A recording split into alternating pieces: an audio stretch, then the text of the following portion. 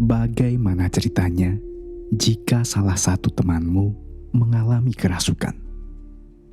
Inilah yang terjadi pada seorang wanita muda bernama Anneliese Michel. Cerita ini adalah salah satu peristiwa eksorsisme paling terkenal dan kontroversial di dunia. Kasus ini terjadi di Jerman pada tahun 1970-an dan menjadi sumber inspirasi bagi film horor berjudul The Exorcism of Emily Rose yang dirilis pada tahun 2005. Dan inilah kisahnya.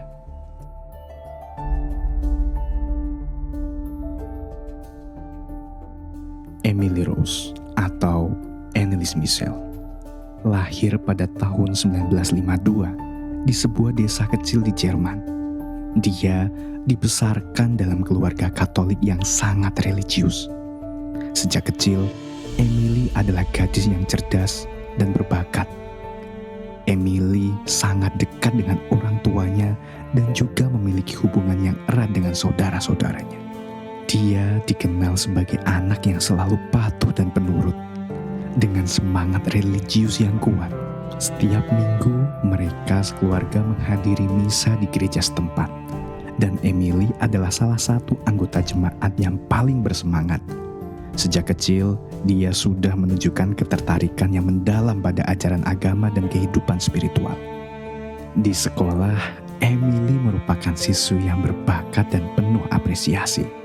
Dia cerdas dalam mata pelajaran seperti matematika, sejarah, dan seni. Guru-gurunya sering memujinya karena tekad dan kedisiplinan dalam belajar. Teman-temannya menggambarkan sebagai pribadi yang baik, penyayang, dan selalu siap membantu.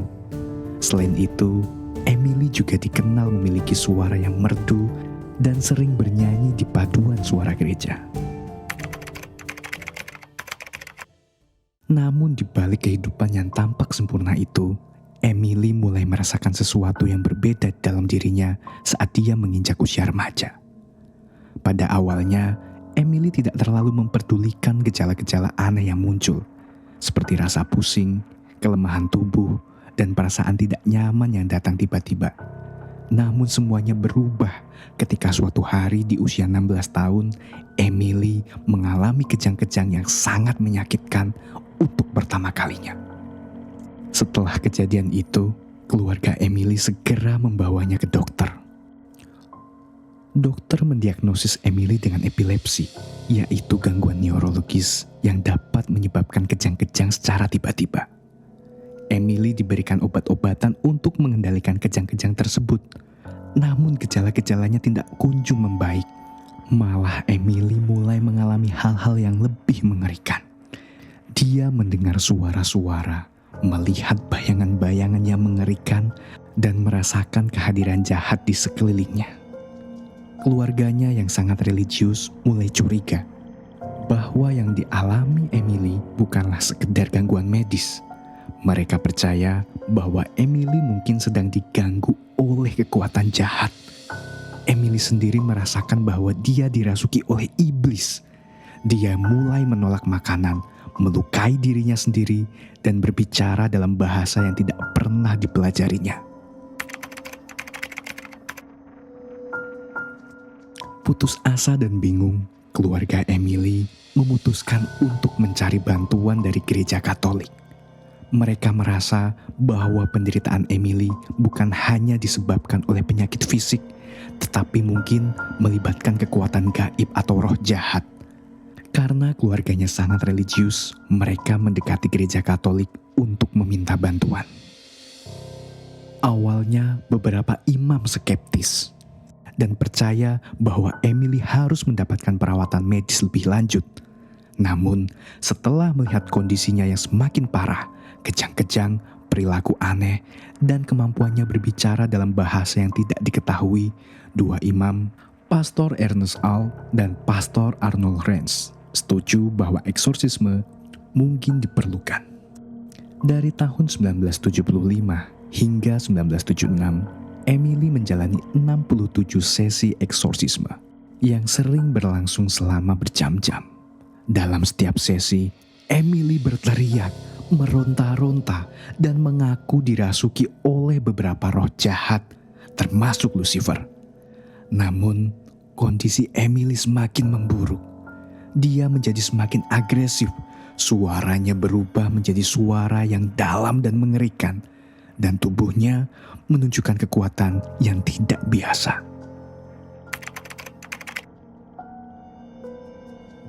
Meskipun semua upaya telah dilakukan, kondisi Emily terus memburuk.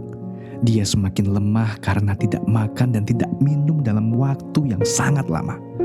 Pada tanggal 1 Juli 1976, Emily meninggal dunia di rumahnya pada usia 23 tahun. Hasil otopsi menunjukkan bahwa Emily meninggal karena malnutrisi dan dehidrasi yang parah. Namun, kematiannya tidak mengakhiri cerita. Setelah kematiannya, suasana menjadi sangat emosional. Keluarganya hancur karena kehilangan Emily, dan mereka harus menghadapi kenyataan bahwa ritual yang mereka harapkan akan menyelamatkan Emily malah berakhir dengan tragedi. Orang tua Emily dan kedua imam yang melakukan eksorsisme didakwa atas pembunuhan akibat kelalaian. Persidangan ini menjadi sorotan internasional dan menimbulkan perdebatan besar antara kepercayaan agama dan ilmu pengetahuan medis. Pengadilan ini berpusat pada perdebatan antara agama dan ilmu pengetahuan medis. Jaksa menegaskan bahwa Emily seharusnya dirawat di rumah sakit, bukan dibiarkan menjalani eksorsisme yang justru memperparah keadaannya. Otopsi mengungkapkan bahwa Emily meninggal karena malnutrisi dan dehidrasi setelah berbulan-bulan tidak makan atau minum dengan cukup. Menurut mereka, eksorsisme bukanlah jawaban yang tepat, melainkan pengabaian yang menyebabkan kematiannya. Di sisi lain, para terdakwa, imam dan orang tua Emily membela diri dengan keyakinan bahwa Emily memang dirasuki oleh roh-roh jahat, dan eksorsisme adalah satu-satunya jalan untuk menyelamatkan jiwanya. Mereka mengklaim bahwa Emily sendiri memilih jalan ini, menolak perawatan medis demi menyelesaikan tugas spiritualnya. Mereka percaya bahwa eksorsisme adalah tindakan yang dibenarkan secara agama dan dilaksanakan dengan niat tulus untuk menyelamatkan Emily dari penderitaan supranatural. Di pengadilan, rekaman-rekaman dari sesi eksorsisme diputar sebagai bukti. Rekaman ini memperlihatkan Emily dalam kondisi yang sangat lemah, berbicara dengan suara yang tidak biasa, serta mengklaim bahwa dirinya dirasuki oleh roh-roh jahat seperti Lucifer dan setan-setan lainnya. Pihak terdakwa menggunakan bukti ini untuk mendukung argumen mereka bahwa apa yang dialami Emily tidak bisa dijelaskan oleh sains semata.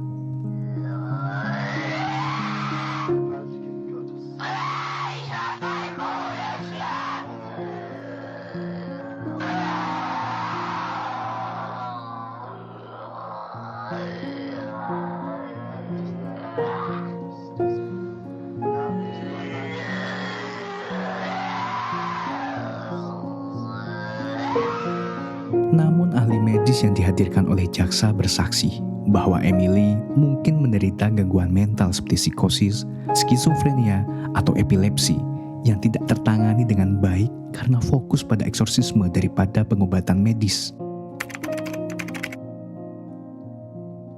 Pada akhirnya, pengadilan memutuskan bahwa para terdakwa bersalah atas pembunuhan akibat kelalaian, tetapi hukuman mereka diringankan. Kedua imam dan orang tua Emily hanya menerima hukuman percobaan dan denda, tanpa penahanan yang lama. Pengadilan ini tidak semata-mata ingin menghukum, tetapi lebih kepada mencari keadilan untuk Emily dan memahami kompleksitas kasus ini. Kisah Emily Rose terus hidup dalam berbagai bentuk, termasuk dalam film, buku, dan dokumenter. Banyak yang melihat kasus ini sebagai peringatan akan bahaya ketika agama dan ilmu pengetahuan tidak berjalan beriringan. Sebagian lain memandang sebagai contoh nyata dari kekuatan jahat yang bisa menguasai jiwa manusia. Hingga hari ini, makam Emily Rose menjadi tempat ziarah bagi mereka yang percaya bahwa dia adalah seorang anak yang berjuang melawan kekuatan kegelapan. Kasus ini juga menjadi pengingat bagi banyak orang tentang misteri yang masih menyelimuti batas antara dunia spiritual dan dunia nyata. Mungkin apa yang tidak terlihat belum tentu nyata. Namun, apakah yang tidak nyata sudah pasti tidak ada? Sampaikan pendapatmu di kolom komentar dan nantikan kisah-kisah selanjutnya.